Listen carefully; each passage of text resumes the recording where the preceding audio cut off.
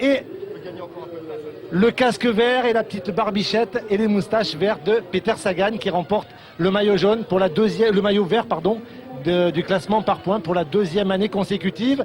À ses côtés, aux côtés de Peter Sagan, il y a Joaquim Rodriguez, Purito Rodriguez, troisième du classement général. Le deuxième, c'est le maillot à pois. Nairo Quintana, le jeune Colombien, vainqueur d'une étape.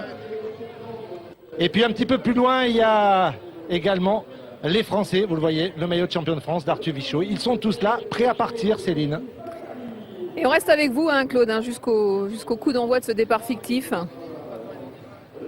Alors on doit apercevoir également Thomas Vauclair, hein, qui avait bien réussi son tour l'année passée, qui nous a confié tout à l'heure qu'il était forcément déçu, mais qui reviendrait l'année prochaine. On va apercevoir également Christophe Riblon, qui est le meilleur combatif de ce tour. Il a gagné la superbe étape, on s'en souvient, il y a quelques jours. Et là, il sera sur le podium à Paris. Il nous l'a confié tout à l'heure aux côtés des grands, aux côtés de Froome, aux côtés de Quintana, aux côtés de Peter Sagan, aux côtés de Purito Rodriguez. Il sera là, Christophe Perrault. C'est une très belle satisfaction également. Dans 5 secondes, 4, 3, 2, 1. Le compteur marque 0. Voilà, le départ est donné. Le départ de la dernière étape de ce tour 2013. Jérôme Cousin qui a coupé sa moustache. Voilà, il passe. Alberto Contador, énormément déçu après sa contre-performance d'hier. Ils sont tous là. Les Français également. On va passer les coureurs de l'équipe Cofidis. Mark Cavendish qui est en queue de peloton. À mon avis, on le retrouvera plutôt en tête sur les Champs-Élysées, où vous trouvez Céline, Brice Feuillu également. Christophe Riblon avec son dossard rouge. Voilà, et Rui... Ils viennent de frapper les 3 coups d'une certaine façon, on va dire ça comme ça, parce qu'il faut se souvenir quand même que Louis XIV, qui a décidé de s'installer ici en 1682 avec sa cour, était quand même très copain avec Jean-Baptiste Poquelin dit Molière. Donc on va parler un peu de théâtre pour cette dernière étape. Les 3 coups, c'était le départ fictif. Et le lever de rideau, ce sera le départ réel dans quelques minutes, allez, on va dire dans une dizaine de minutes, après une balade assez extraordinaire dans les jardins et dans le parc du château de Versailles. Ils ont de la chance, les coureurs, ils ont de la chance parce qu'avant de s'évader, on va dire, vers Paris, 133 km pour cette 21e étape, là, ils vont faire une balade formidable dans l'histoire et dans la culture. Le Petit Trianon en particulier, ce parc du château, là, tranquillement. Je pense que vous le voyez avec ces images d'hélicoptère de Jean-Maurice Hogg. Et puis on va rentrer dans Paris en passant par les jardins du Louvre. C'est extraordinaire parce que les coureurs vont faire l'inverse de Louis XIV. Louis XIV vivait au Louvre et puis un jour il a décidé de venir ici à Versailles pour s'installer avec sa cour. Les coureurs vont faire l'inverse. Ils vont passer par le Louvre après avoir traversé les Yvelines, bien évidemment. Ils passent aussi par l'Essonne et puis ensuite par les Hauts-de-Seine pour rentrer dans Paris. Ensuite, 10 tours de circuit.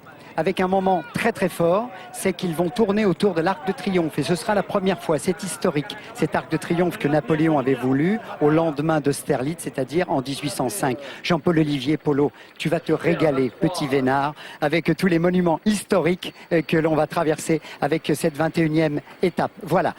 Pour vous donner l'antenne maintenant, Cédric Vasseur, merci d'abord d'avoir été notre expert pendant ce tour. C'était formidable, Cédric. Thierry Adam aussi, énorme plaisir d'avoir un pro comme ça dans notre équipe. Nicolas Gay sur la moto derrière. Jean-François Carcart sur la moto devant. Paulo La Science pour les histoires.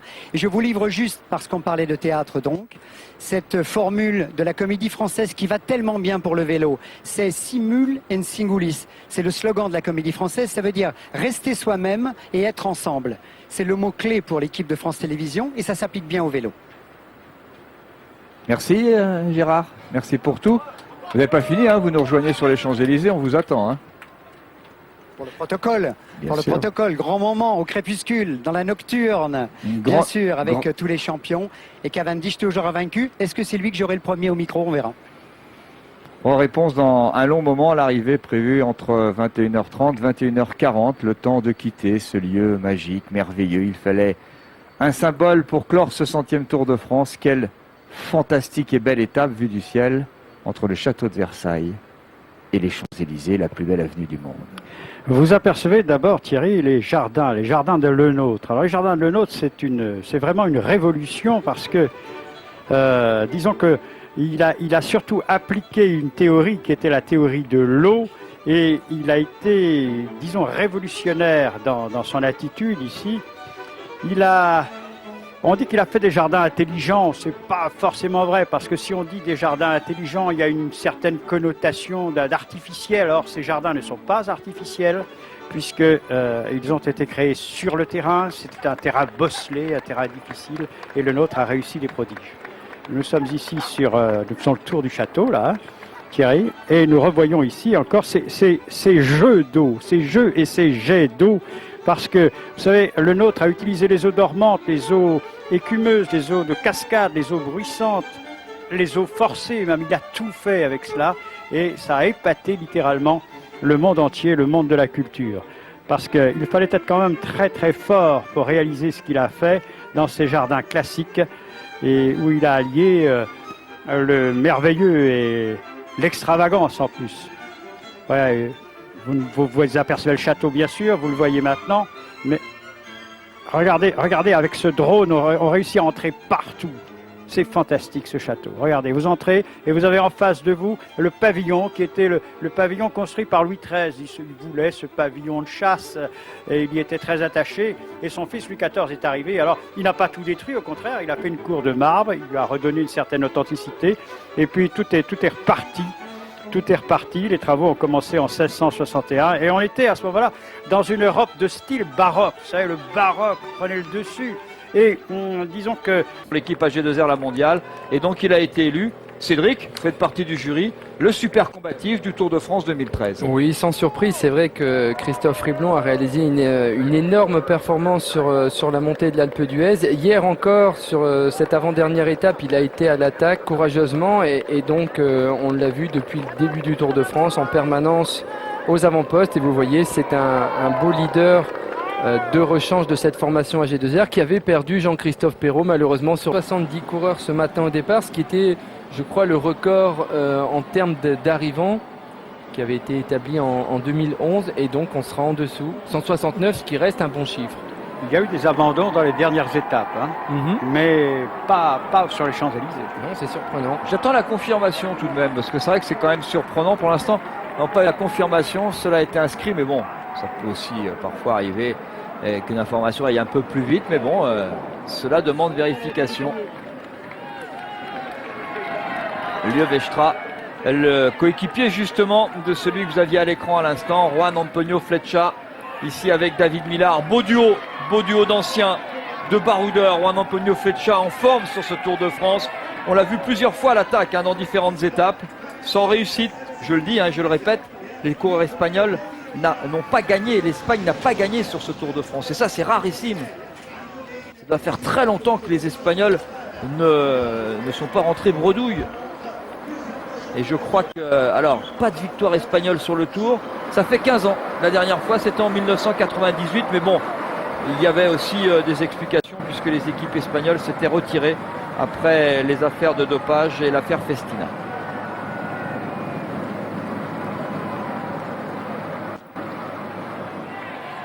Oui, David Millar. L'une des seules chances espagnoles aujourd'hui n'est autre que Joaquim José Rojas de la formation Movistar. C'est pratiquement le seul capable aujourd'hui de faire une place au sprint, mais ça va pas être facile de rivaliser face aux trois gros favoris, les trois grosses cotes aujourd'hui. Mark Cavendish en numéro 1 de par l'expérience puisqu'il connaît bien cette arrivée. Marcel Kittel qui arrive peut-être en 2 parce qu'il s'est imposé le plus souvent sur le Tour de France, et André Greipel, les trois gros favoris. Oui, il y a deux bons sprinteurs en Espagne dans ce peloton, c'est José Joaquim Rojas, le coureur de la Movistar Dossard 129, et on rajoutera le jeune Juan José Lobato, on l'a souvent vu dans les sprints. Juan José Lobato, le coureur de l'équipe Euskaltel-Euskadi, équipe appelée à disparaître à la fin de l'année 2013, sauf si elle trouve un repreneur ou un nouveau partenaire, mais l'annonce avait été faite en début de Tour de France, alors que l'équipe basque est l'une des plus anciennes dans le peloton. Ce maillot orange, on s'y était habitué depuis bien longtemps. Voilà les coéquipiers qui entourent leur maillot vert. Satisfaction, objectif atteint pour Peter Sagan.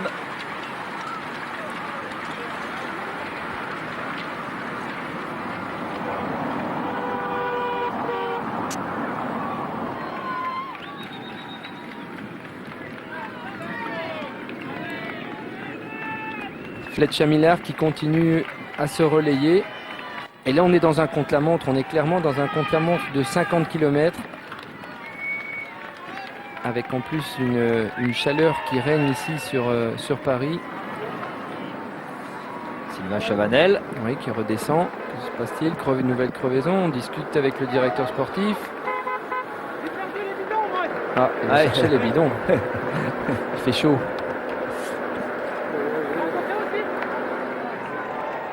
Ah ben tout faire, Sylvain Chavanel.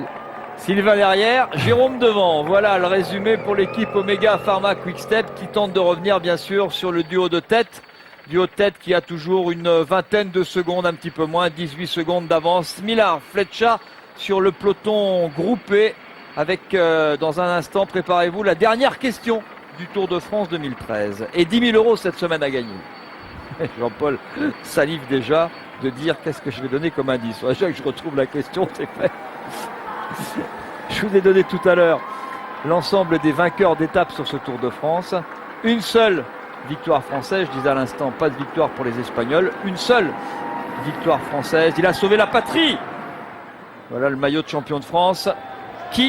Quel est le nom du coureur français à avoir donné la seule victoire française sur ce Tour? Indice, c'était sur l'Alpe d'Huez.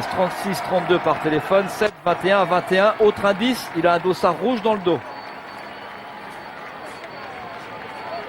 Et c'est le super combatif de ce Tour de France. Jean-Paul, vous pouvez surenchérir? Ouais, j'ai du mal. J'ai du mal parce que. en fait, je viens de comprendre, quand Jean-Paul est comme ça, concentré, c'est qu'il réfléchit. Je vais essayer d'avoir au sprint. 15 secondes de retard pour le peloton sous la conduite de Jérôme Pinault et Peter Willits.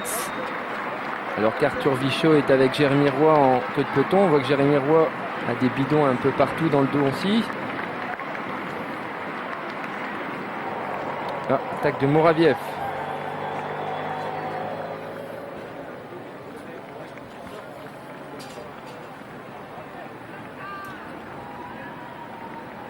Pourtant, il a été longtemps dans la queue du classement général. Mais bon, on retrouve ses jambes de 20 ans quand on est sur les Champs-Élysées.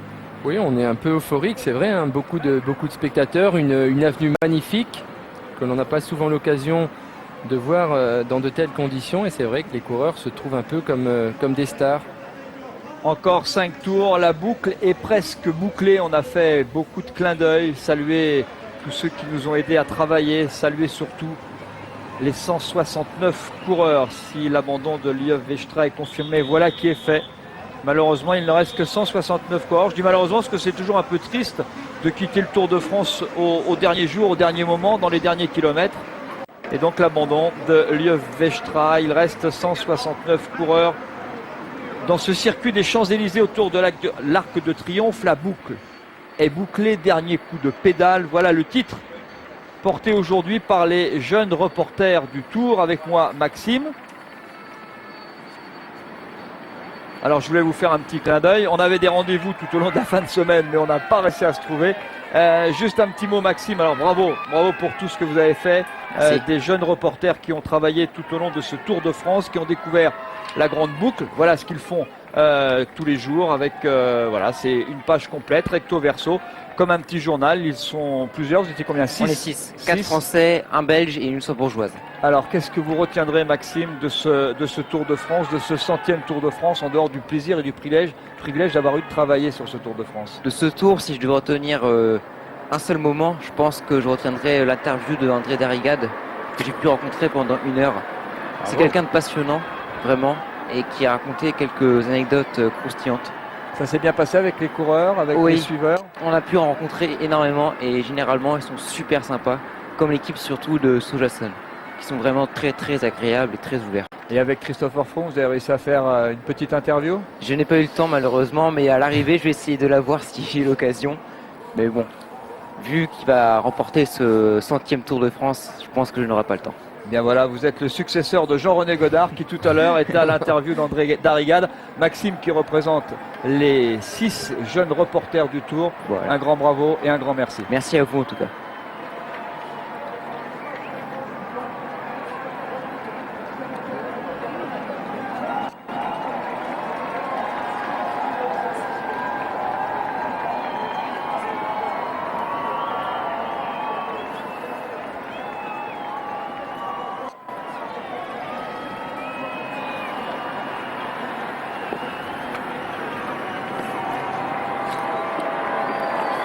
Un nouveau passage de David Millar et de Juan Antonio Flecha autour de l'Arc de Triomphe.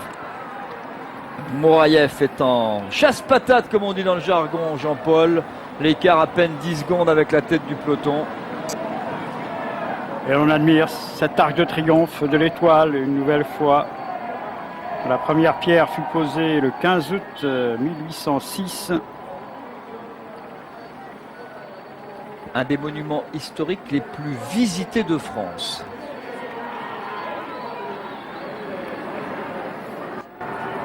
C'est tout à fait exact d'ailleurs. Merci Jean-Paul. Avec ses larges épaules et sa stature majestueuse et élégante. David Millar est parti. Seul. En rouleur né, spécialiste du contre-la-montre, l'Écossais, parfaitement habitué à jongler entre les pavés et le trottoir. Oui, là la pédale est à moins d'1 centimètre du trottoir. Il faut évidemment être très vigilant pour ne pas être déstabilisé.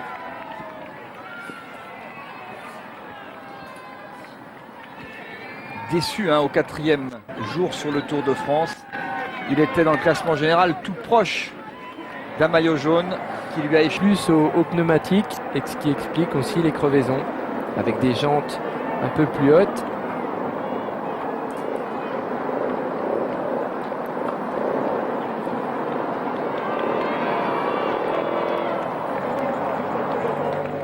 C'est Valverde qui a attaqué aussi, Thierry. Valverde avec Bram Tankink et Emanuele Quinziato. Sino-américain Yon Min Pei, achevé en 1989. Et Johannes Fringer qui est en train de mener l'Autrichien, l'équipe Argo Shimano, la tête du peloton, dernier écart, 15 secondes. 16 secondes exactement, même ici. 16 secondes avec le trio de tête, l'Italien Manuel Quinziato, le coureur de l'équipe BMC, le voici. Alejandro Valverde, le coureur espagnol prestigieux de la Movistar, et Bram Tankink.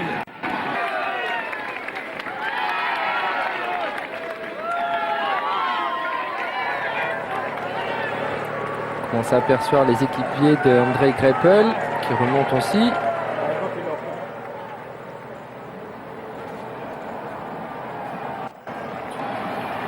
Il n'y a que les grands qui défilent sur les Champs-Élysées, Jean-Paul. Oui.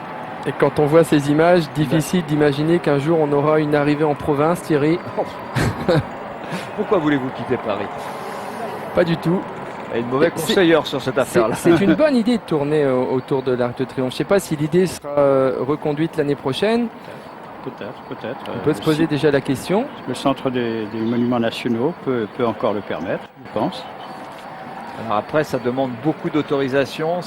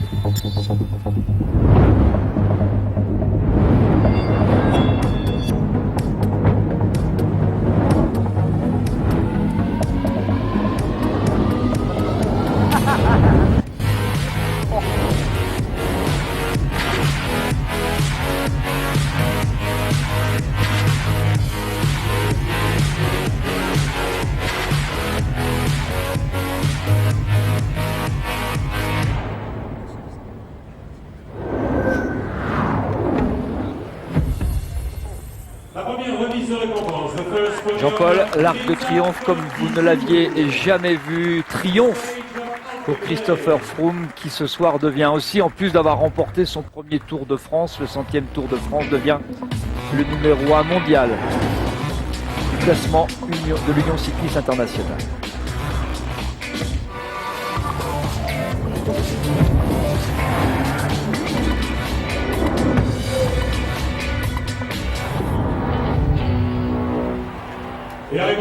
est remise par M.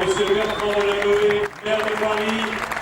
Voici le vainqueur de l'étape, Marcel Kittel.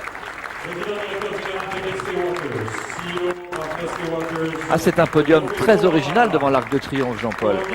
Ah oui, tout à fait. De voir ainsi ce spectacle lumineux qui met en valeur les lignes de cet Arc de Triomphe, eh bien, c'est tout simplement fabuleux parce qu'on joue avec les volumes ici et il y a une symphonie de couleurs comme vient de voir.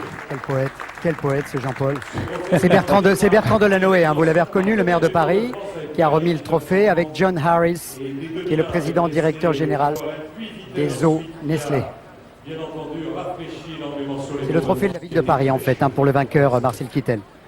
Vainqueur de l'étape, hein, pour commencer. C'est un des rares qui puisse dépasser par la taille les hôtesses, qui sont pourtant sur des talons absolument énormes. Mais Marcel, tellement beau, tellement athlétique, lui il les dépasse juste avec des baskets. Belle image du cyclisme allemand, du renouveau du cyclisme allemand, et il tient à porter cette image. C'est ce qu'il veut véhiculer à travers ses victoires, lui qui souhaite le retour en direct de la télévision allemande, qui depuis les affaires de dopage, les aveux de Jan Ullrich notamment, eh bien, ne vient plus sur le Tour de France. Le plus combatif maintenant, Thierry, avec le président de la Fédération française de cyclisme, David Lapartien.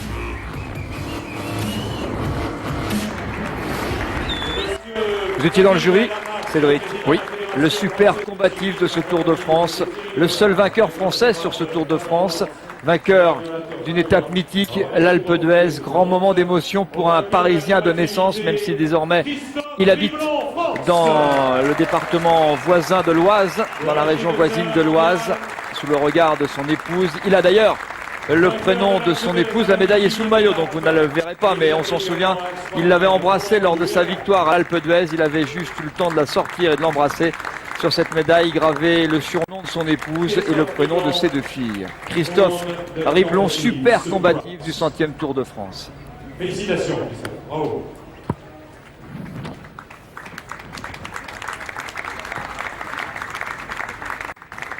Et on peut en profiter, Thierry, pour rappeler que le super combatif, eh bien, il empoche 20 000 euros. De temps en temps, comme ça, on donnera les chiffres. Hein. C'est vous le banquier, hein, c'est pas moi. Hein. Il y a plus de 2 millions d'euros qui sont distribués en primes pendant ce Tour de France. Et là, le super combatif, Christophe, eh bien voilà, au moins c'est ça. Mais hier, il nous le disait au micro, hein, il disait qu'il tenait énormément à ce trophée, juste pour le prestige et non pas pour les sous. Challenge par équipe. C'est bien comme décor, hein, vous qui êtes un homme de scène, un homme de théâtre. Oh, voilà un décor somptueux pour des remises de trophées. Sublime, carrément sublime. Cet Arc de Triomphe dont Jean-Paul nous a parlé tout à l'heure, 1805, décembre 1805, Austerlitz. La meilleure équipe avec le président de l'Union cycliste internationale, Pat McQuaid.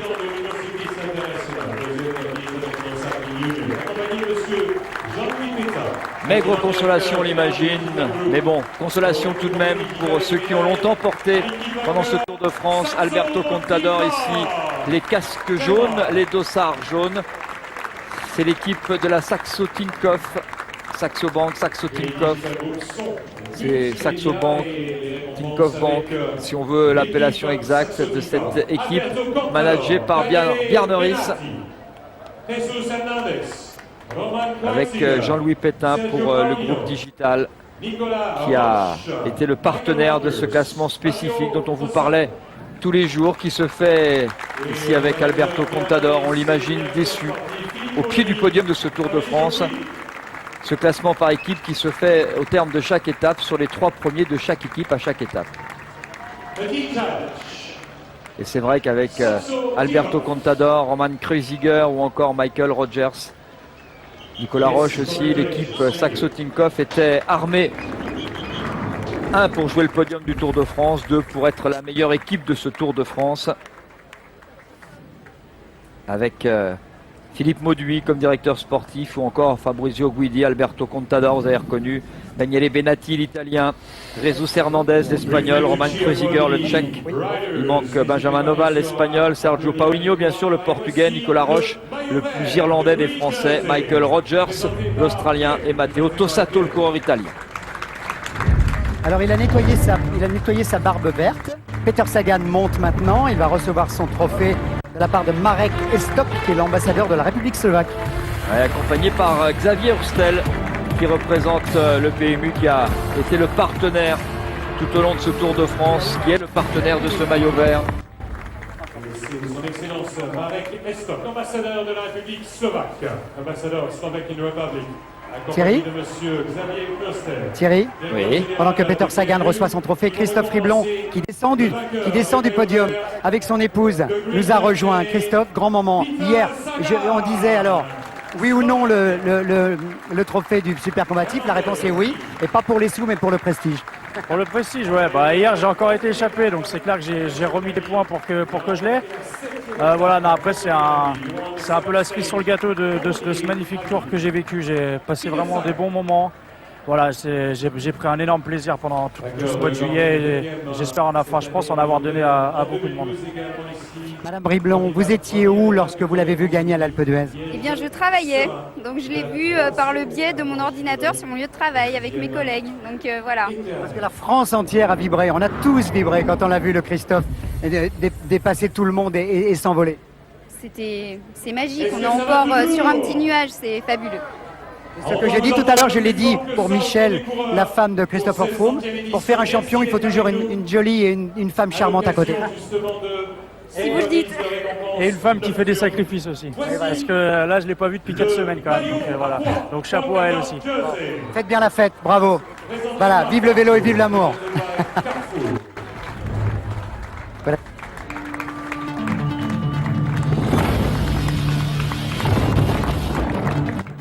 Le maillot à poids, Thierry, Le avec meilleur grimpeur avec Nairo Quintana. Nairo Quintana, la révélation de ce Tour de France. 23 ans seulement, il a pris rendez-vous avec l'histoire. Ce sera un adversaire sérieux dans les années à venir pour Christopher Froome. Avec l'ambassadeur de Colombie en France, Gustavo Adolfo Carvajal Sinisterra. Et le grand sourire de ce jeune garçon de 23 ans.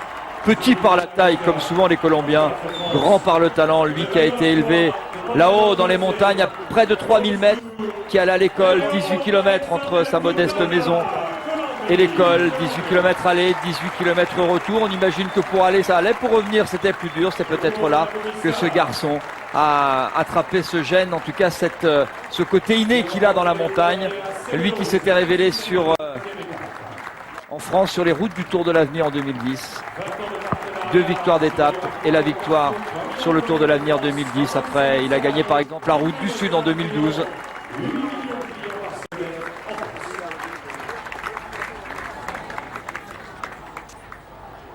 Super.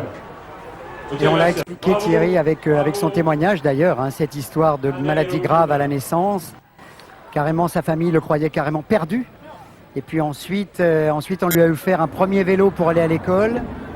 Et c'est en revenant à la maison, ces fameux 18 km, qui apparemment lui ont donné le virus et l'habitude de souffrir et de grimper. Des images superbes de la Tour Eiffel scintillante, encore une fois. Et à l'occasion de ce 100e Tour de France, on continue les remises de récompenses au Iman Awarding Riders. Vous allez retrouver le même garçon sur le podium. Puisque je crois que c'est l'heure du maillot blanc. Maillot blanc. Ah ouais, alors, meilleur jeune. Thierry, là c'est assez drôle parce qu'il est redescendu des 8 marches du podium pour retirer le maillot à poids. Il remonte avec son maillot Movistar, endossé maintenant le maillot du meilleur jeune.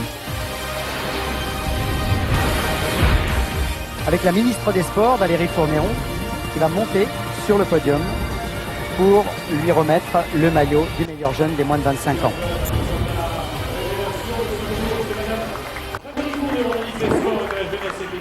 Qui va récompenser ce maillot blanc, monsieur Michael Oniklaus, membre du conseil d'administration Skoda Auto, responsable de la production et de la logistique, également avec nous.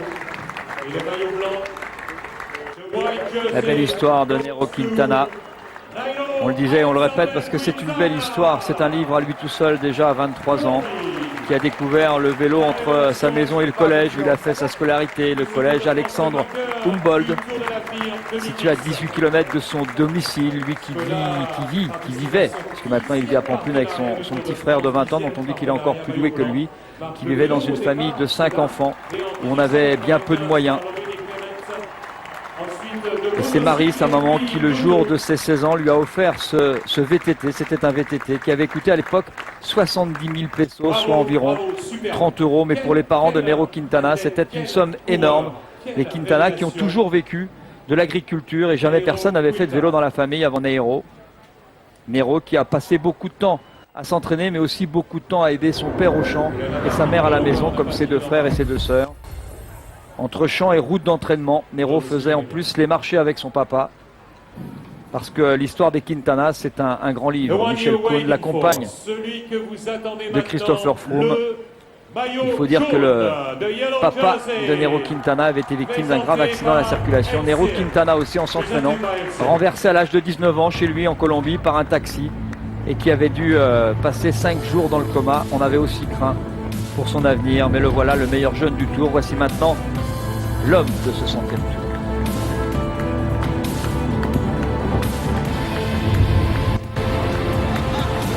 Et c'est M. Bertrand Delanoë, maire de Paris, qui va remettre le maillot jaune, accompagné de M.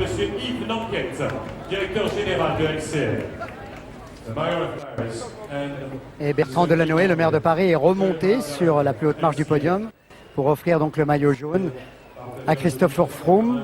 On voyait subrepticement Michel tout à l'heure, son amoureuse, pour vous dire que juste après l'interview que nous avons réalisée tout à l'heure, ce qui est quand même extraordinaire, c'est qu'ils nous ont dit merci. Des gens bien éduqués, des gens gentils, voilà, et qui savent dire merci et sourire. Un maillot jaune à paillettes et un grand sourire pour le Britannique Christopher Froome, 2e Britannique à remporter le Tour de France après son leader, plus que son ami, Bradley Wiggins l'an passé. Et lui aussi prend date avec le Tour de France. Beaucoup d'émotions pour ce garçon dont les parents sont originaires de Grande-Bretagne, mais lui est né à Nairobi au Kenya. Il a fait ses études et passé son adolescence dès l'âge de 15 ans en Afrique du Sud, à Johannesburg. C'est là qu'il a passé une partie de sa vie à s'entraîner sur un vélo. Christopher Froome, Michel Kuhn, sa compagne, qui vivent désormais à Monaco. Voilà le vainqueur du 100e Tour de France. Le Tour de France est né en 1903, mais c'est le vainqueur du 100e Tour de France, avec God Save the Queen et l'Arc de Triomphe comme décor. Cadeau également à Chris Froome, et à l'occasion de ce 100e Tour de France, regardez qui monte à côté du vainqueur du 100e Tour de France. 3 quintuples vainqueurs. Touristique, déplacement gourmand aujourd'hui dans une usine de Vichy où sont fabriquées les célèbres pastilles. Françoise Vallée avec Lou Cricorian. Les Gaulois, les Romains avaient déjà repéré les bienfaits de l'eau de Vichy. Ces oligo-éléments, ces sels minéraux soulageaient leurs problèmes de digestion. En 1825, un chimiste a eu la bonne idée de récupérer les sels pour créer un bonbon. Près de 2 siècles plus tard, la recette n'a pas changé. Ce sont les fameux sels de Vichy qu'on incorpore à notre sucre et à notre mélange de façon à fabriquer les granules qui vont ensuite être comprimés pour faire les pastilles. Sous Napoléon, la pastille Vichy a fait le tour d'Europe.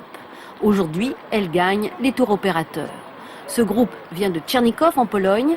À Vichy, ils visitent leur première usine française. Enchanté et bienvenue à la pastillerie de Vichy. Après la dégustation, les explications, mais à distance pour ne pas gêner la production. Sur la ligne devant vous, on les pèse et on les met ensuite en sachet avant de les mettre en carton. On fait les palettes automatiquement et ensuite on envoie dans les camions. À Vichy, il ne reste que 2 pastilleries. Seule à ouvrir ses portes aux touristes, cette usine reçoit 8 à 10 000 personnes par an. Un moyen de fidéliser la clientèle. Pour nous, l'intérêt, c'est effectivement de garder ce contact avec nos consommateurs. Et puis, d'un autre côté, on a un retour, puisque les consommateurs, eux, ils aiment bien savoir comment c'est fabriqué, les produits qu'ils achètent. Depuis sa création, la pastille n'a pas changé et garde sa forme octogonale que l'on connaît. 20 minutes de...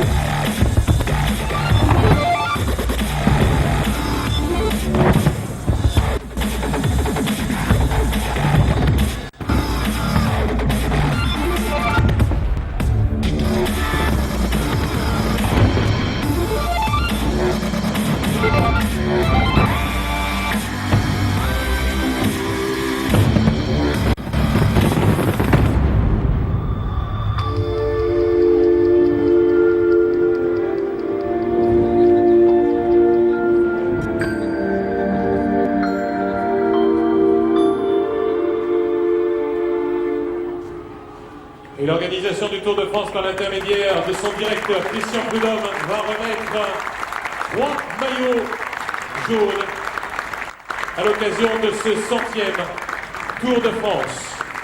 Christian Prudhomme, directeur. Tout à son émotion, Christopher Froome devant ce feu d'artifice moderne, Jean-Paul.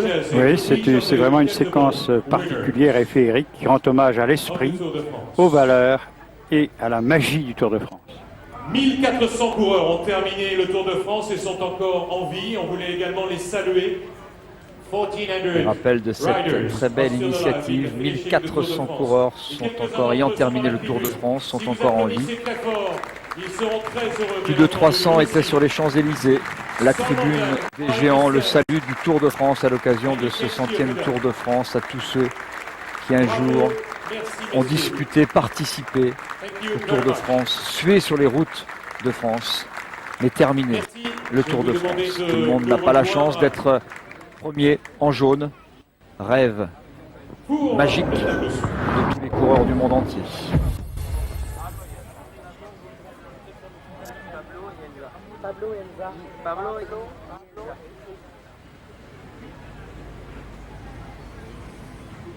Et bien sûr, pour clore cette remise, cette cérémonie protocolaire, le podium du Tour de France avec, sur la plus haute marche, bien sûr, Christopher Froome, Nairo Quintana et Joaquim Rodriguez. Encore une fois, merci d'être. Ce qui est amusant, c'est que Joaquim Rodriguez a 33 ans, Nairo Quintana 23 ans. Au milieu, ça fait 28. C'est l'âge de Christopher Froome. Exactement. Belle balance. Thierry, j'ai une petite leçon de gymnastique. Vous allez vous en rendre compte au moment donc où les 3 premiers vont monter sur le podium. Joaquim Rodriguez, l'Espagnol, donc Purito, était en train d'apprendre à ses 2 enfants ce qu'il fallait faire là-bas sur le podium, c'est-à-dire faire une sorte de hola. Vous allez voir Pablo et Elsa. La toute petite, c'est Elsa avec un maillot Katusha et le Pablo qui est à côté. Vous allez voir tout à l'heure ce que leur papa va leur demander.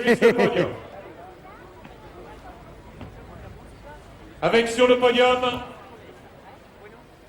les 3 premiers qui montent sur le podium. Quintana, Christopher Froome et Purito Rodriguez. Ah ben non, je crois qu'ils ont été privés de podium alors, les 2 enfants. Ah. Protocole, voilà. Exact. Protocole is protocole. Oh, je me souviens de l'ami Laurent Jalabert qui était monté avec ses enfants. Hein. La 2e place, the second place from Colombia, le grand Christopher Froome, 1m86, avec les grimpeurs, et donc forcément beaucoup plus petits, un peu plus légers. On ne se moque pas, on est d'accord, hein, Thierry, on ne se moque pas des gens de petite taille. Mais pas du tout. C'est gentil, merci. Absolument pas, Gérard. Merci. Loin mon idée dans cette approche d'un podium. Pas surprenant pour le vainqueur, Christopher Froome. Il a dominé l'année 2013, comme il avait en partie dominé le Tour 2012. God Save the Queen, pour saluer le vainqueur du Tour de France. Que Dieu protège la reine.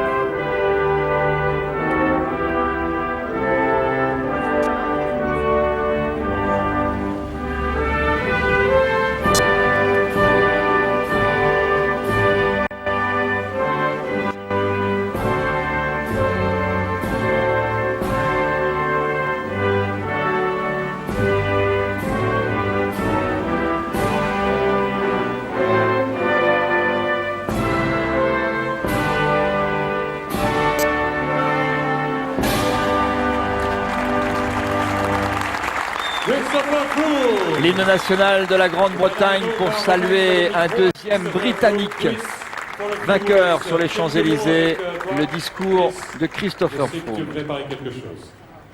Préparez, s'il vous plaît, tellement il est ému. Je voudrais remercier tout le monde qui est venu supporter cette 100e édition du Tour de France. C'était vraiment un tour exceptionnel avec un combat permanent jusqu'à la fin. I'd like to dedicate this win to my late mother. Without her encouragement to follow my dreams, I'd probably be at home watching this event on TV.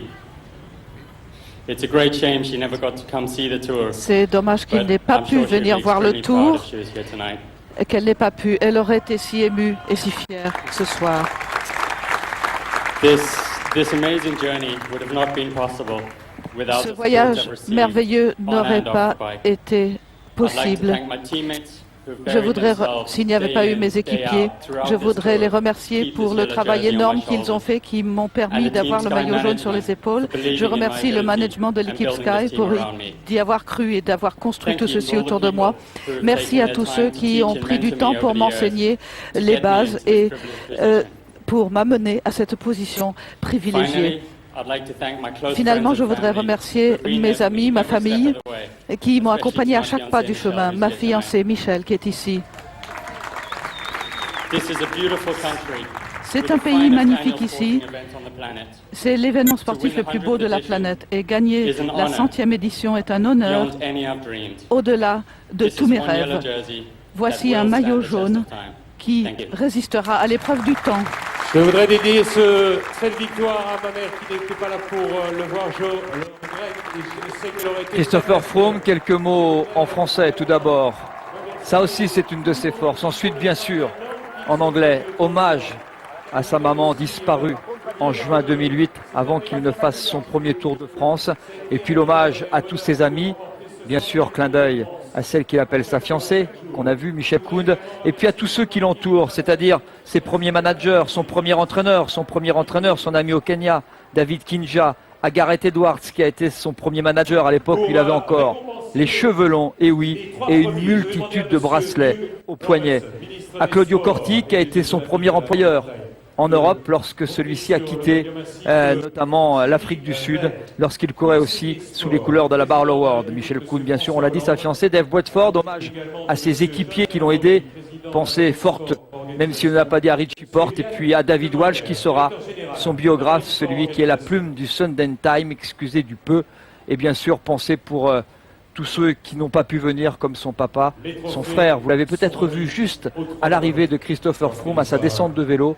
Le garçon qui l'embrassait profondément, qu'il a serré longtemps dans ses bras, c'est son frère Jérémy qui est venu juste ici, jusqu'aux Champs-Élysées, pour saluer la performance de son petit frère, Christopher Froome. Yann Le Mohenner. Ainsi que le trophée en or pour ce 100e. Jean-Étienne Amaury. Jean-Étienne Amaury, le président d'Amaury Sport Organisation, Yann Le Mohenner. Thierry Ray aussi, et puis Hugh Robertson, qui représente le sport en Grande-Bretagne.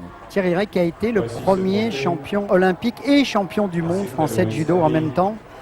C'était au jeu de Moscou, qui est aujourd'hui le conseiller sport du président Hollande, et Hugh Robertson. Et alors vous avez vu enfin quand même les deux petits sont montés, parce que j'avais l'air un peu décalé de vous parler de Pablo et d'Elsa. Et ça ne vous a pas échappé, Gérard. Aujourd'hui, on n'a pas chanté God Save the Queen comme on l'avait fait l'an passé pour Bradley Wiggins, comme on l'avait fait aussi pour l'hymne australienne avec Cadel Evans. Petit changement. Super. Merci. Grand moment d'émotion pour Christopher Froome, qui aura quand même marqué de son empreinte ce 100e Tour de France.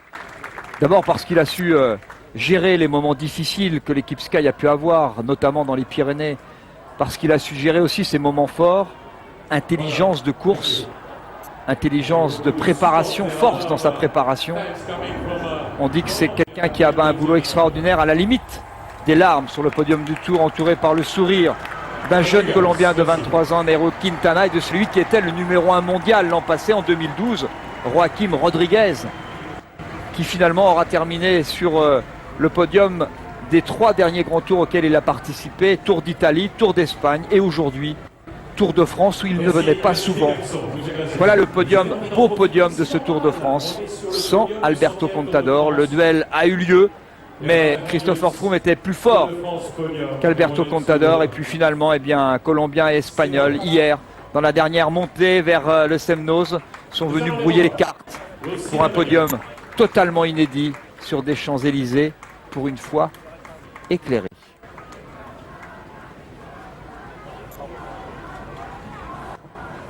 Et pour en terminer avec cette cérémonie de clôture, eh bien, après que Christopher, comme tous les soirs, c'était son 14e jour en jaune, sans compter bien sûr les 2 jours de repos, et bien comme tous les soirs, il signe avec gentillesse, avec le sourire. Dédicace ô combien importante pour ceux qui recevront ce maillot jaune. de ce 100e Tour de France. On l'aura dit, répété, mais bon, ça marque. On entre dans une ère nouvelle, Jean-Paul. Le 101e en 2014.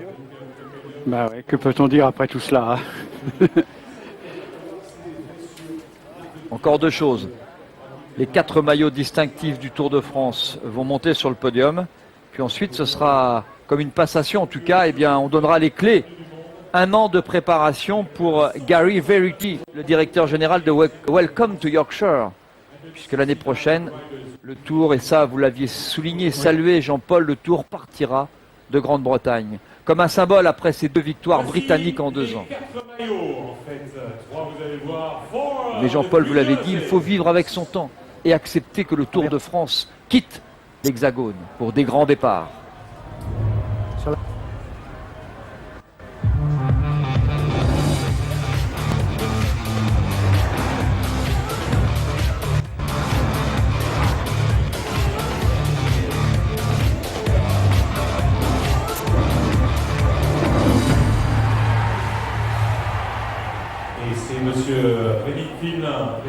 C'est le président de France Télévisions, Rémi Fimelin, qui monte sur le podium pour les 4 maillots distinctifs du rouge, du blanc, du vert, du jaune.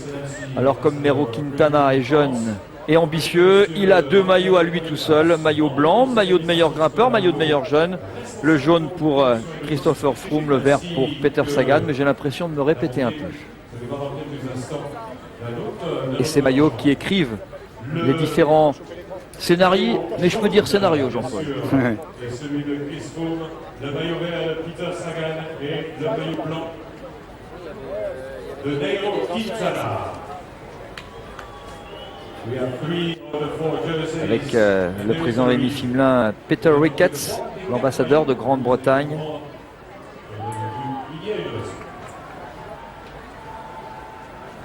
Et pour amener le maillot à poids, celui qui manque, and there is one jersey missing. Effectivement, il manque le maillot à poids, c'est normal, hein, il en a 2. Ok, c'est pas très compliqué, hein, il suffit de mettre un petit peu de poids sur son maillot blanc de meilleur jeune. Exactement. C'est plus simple que de faire un mélange avec le vert ou le jaune. C'est Greg Lemon qui vient remettre ce maillot blanc à pois rouge. Que les Français ont convoité, ont porté à l'image de Pierre Roland. Et cet homme est habitué à la haute montagne. De là à être un favori des prochains Tours de France, c'est une autre histoire. Oui, il y a encore évidemment beaucoup de différences, mais pour l'instant, il est sur la bonne voie. Quel artiste! 2e année consécutive en vert pour la barbichette verte de Peter Sagan. Celui qui nous gratifie de roue arrière, de wheeling comme on dit dans le monde de la moto. Artiste qui sait tout faire. Rappelez-vous cette vidéo, on vous l'avait proposée un jour dans nos directs quand il était passé de la route au toit de la voiture sans casser le pare-brise. C'est un artiste, c'est aussi un autre regard sur le cyclisme. Et c'est tant mieux parce que, comme le disait Christopher Froome tout à l'heure à Gérard Rolls, pas simple d'être aujourd'hui le leader du Tour de France après des années noires et après aussi des aveux, notamment ceux d'un ex-septuple vainqueur du Tour de France. On est avec un cannibale, et bien moi je dis que Christopher Froome, demandez-lui à Eddy Merckx, demandez-lui si c'est le nouveau cannibale Christopher Froome. Ah oui. Non, Thierry Adam me dit, est-ce que c'est le nouveau cannibale d'après vous, Christopher Froome? Pourquoi pas, il est peut-être meilleur, peut-être qu'il va gagner plus, on verra après, mais de toute façon il était très impressionnant dans ce tour et je pense que c'est indiscutable, personne ne peut prétendre à la victoire que lui. Eddy, vous avez parlé tout à l'heure avec Alberto Contador, quelques minutes là, avec la main sur l'épaule, vous lui disiez? Non, je dis bonjour, bonjour amical, mais on n'a pas parlé de course en tout cas, absolument pas non. Parce qu'on le voyait bien contester Froome, il n'a pas réussi. Ben non, je pense que cette année-ci, Froome était beaucoup plus fort qu'Alberto dans la montagne. Bon, les années se suivent, ne se ressemblent pas et je pense que Froome, depuis le début de l'année, chaque course par étape, il a été le meilleur de la montagne et je pense que c'est lui le vainqueur indiscutable. Il a été bluffant. Vous le voyez gagner beaucoup de tours? Ah ben, je vois pour l'instant, je ne vois pas qui peut, dans les prochaines années, qui peut le battre. Il faudrait qu'un jeune à moins que Quintana s'améliore contre la montre et qu'il est en difficulté dans la montagne, mais je pense que ce sera difficile.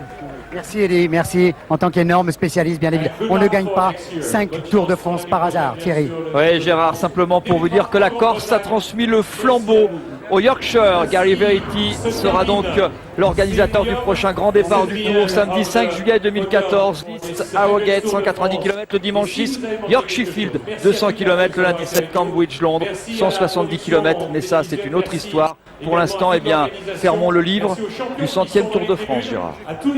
Merci Thierry, merci. 10 heures d'antenne sur France Télévisions et dans les jours qui vont suivre, championnat du monde de natation. Ça a commencé déjà et on poursuit demain avec des grandes audiences aussi. Et puis ensuite, il y aura les championnats du monde d'athlétisme. Donc on va avoir un été sport extraordinaire sur France Télévisions. C'est vrai qu'on vient de vivre ensemble un grand moment, ce numéro 100 du Tour de France avec ce vainqueur-là, vous le voyez, qui est de dos ici, Pierre. Voilà, en train de répondre à nos confrères. On va terminer avec ce maillot étoilé, ce maillot pailleté de Christopher Froome qui a marqué de son empreinte ce 100e tour, victoire anglaise, des rebondissements, on va dire un tour à l'ancienne, des espérances aussi, à propos de ce Tour de France pour l'avenir et surtout du grand spectacle. Voilà, on a été très heureux de vous présenter le Tour de France, le Tour de la France, le Tour des beautés de la France. Je vous souhaite une très belle soirée et plus que jamais, j'ai envie de dire vive le sport.